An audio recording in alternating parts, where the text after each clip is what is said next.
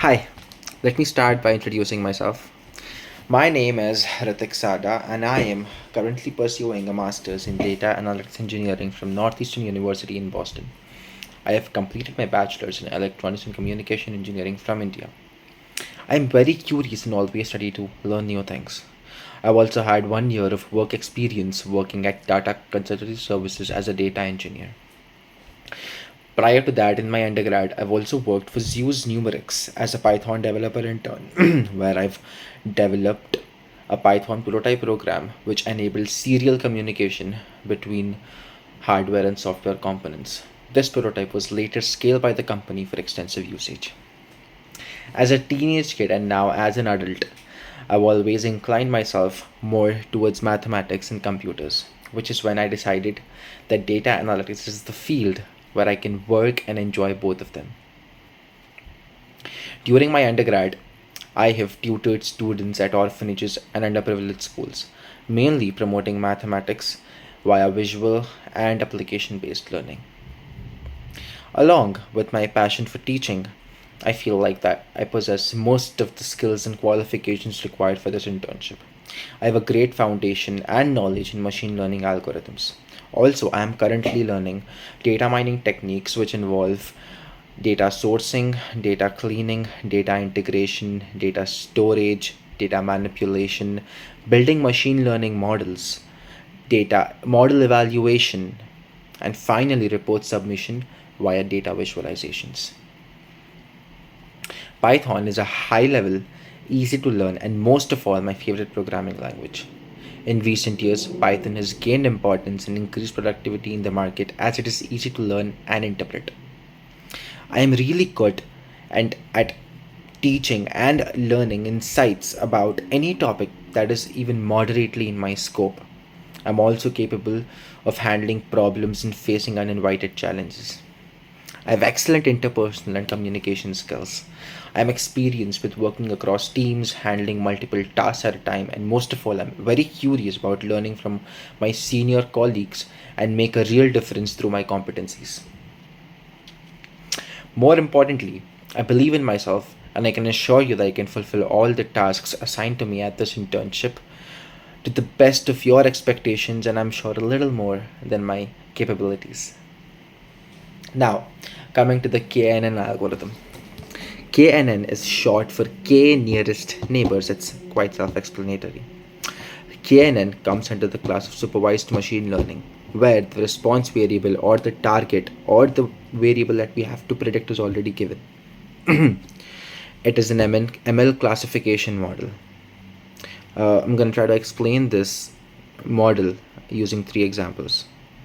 The first one is, for example, we have a class of students that are divided into three groups based on their academic performance, their sports performance, their music and dance performance. Now there is a glitch in there is a glitch in our system and it misses out one student. How do we find his class or her class? So now what we do is using the data of all the students, that is their marks, academic marks, sports marks, dance and music performances, and their corresponding class, we train our KNN model. After the model is trained and ready to be deployed, we then use the marks of our missing student. We give it to our model, and the model defines his class or her class. That is how KNN works. KNN is a way to classify things by looking at similar things that are nearby. Let's go for another example. For example, if you have a new fruit and you're not sure if it's an apple or an orange, you look at all the fruits around it to help you decide. Let's say k is equal to 3. I'll come to k later. Let's say k is equal to 3, which means you look at 3 closest fruits around our new fruit to help you decide. For example, out of those 3 fruits, 2 of them are apples. Then it is most likely that our new fruit also is an apple. That is how KNN works. It helps you classify something by looking at what's closest to it. Okay, one more example. It is like when you lost and you ask people for direction, You are trying to find where you are by looking at where other people are. That is exactly how KNN works. Well, now coming to K. Based on the value of K, the class of our output variable or the missing student or the fruit changes.